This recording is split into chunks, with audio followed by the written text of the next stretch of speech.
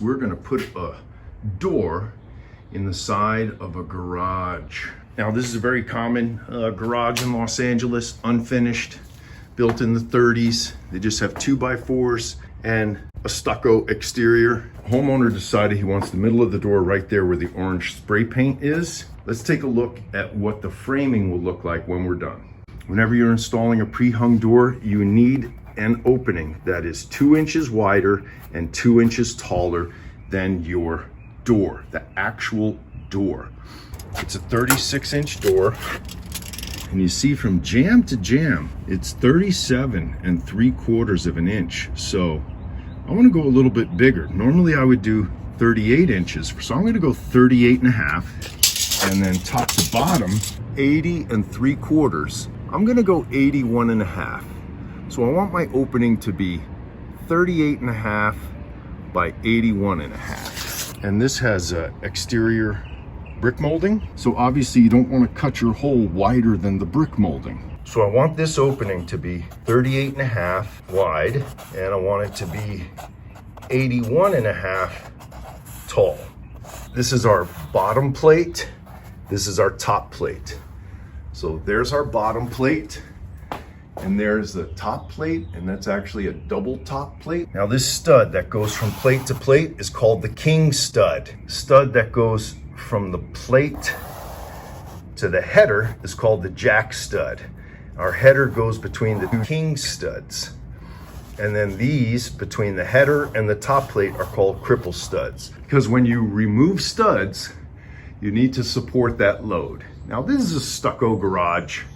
It's not that important, but if you were cutting out, 4, 6, or 8 feet, there could be the potential for this thing to sag, and that's why you need a header.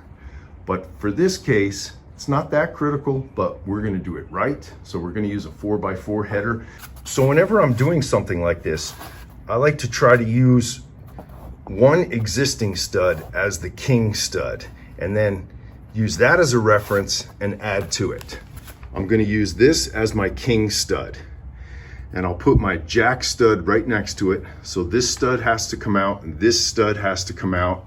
And then I'm gonna put another king stud right here and another jack stud. I need 81.5 inches from the bottom plate to the bottom of my header. But let's look at this bottom plate. It has this bolt, and that's what holds the framing to the foundation.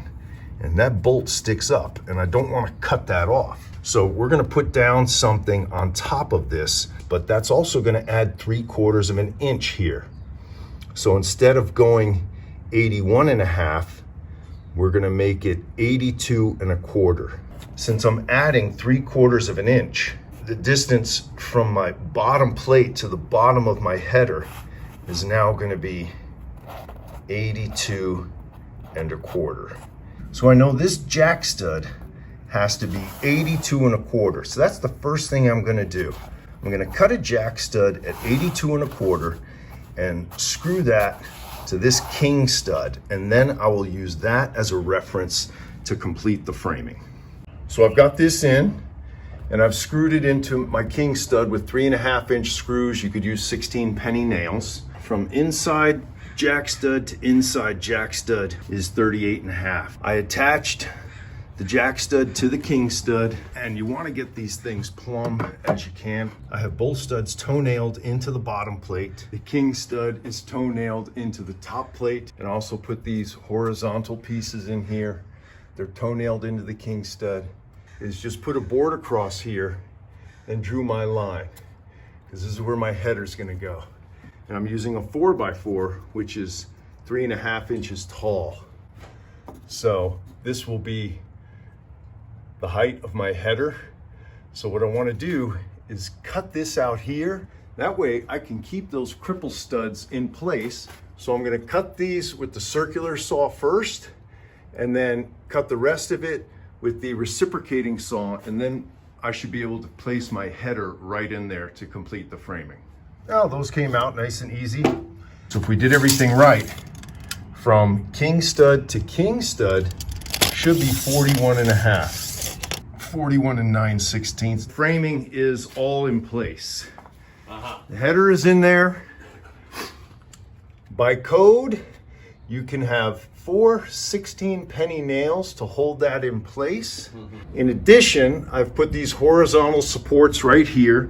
These aren't necessary by code, but when you're putting in a door, you don't want the sides wobbling, causes problems with the doors over time. For our cripple studs up here, if you cut these perfectly, you could use them. I did not, but you don't need 4x4s in here for cripple studs, but whenever I have a 4x4, I just like to use the extra pieces. And you do need a cripple stud right here above the jack stud on each end, and you need at least one in the middle. I've put 2 because I always overbuild everything. And if a city inspector in Los Angeles were to come in here and look at this, he would say, I wish everyone built this well. We are ready to remove these studs and cut our opening. These 2? Yep. We're gonna drill a hole from the inside out in this corner, in this corner, that corner, and that corner. Get you a picture outside. We're gonna go outside and snap a line, and then we will go outside and know exactly where to cut, and therefore, we're only removing what we need to. Diamond cutting blade on my angle grinder. And I just use a pry bar side cutters here. There could be nails on those 2x4s.